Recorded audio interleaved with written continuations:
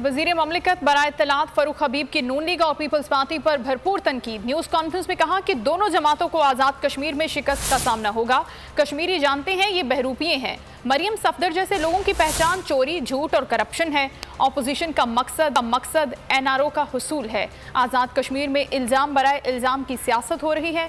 इमरान खान ने मोदी का मकरू चेहरा दुनिया के सामने बेनकाब किया।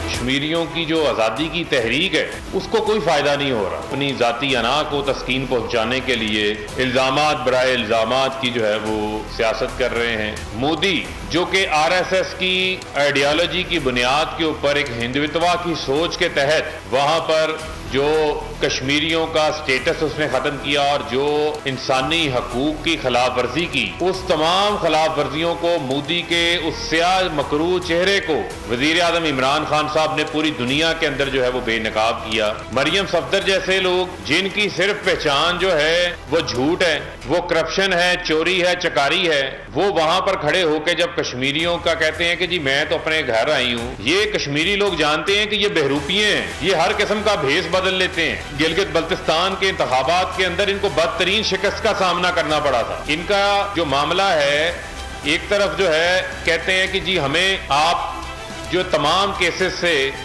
NRO दे दें। आप सीधी तरह कहें कि आप जान की जमानत के नाम के ऊपर आप जमानत मांग रही हैं कि जेल ना जाना पड़े, उनके एहतसाब के केसेस को खत्म कर दें।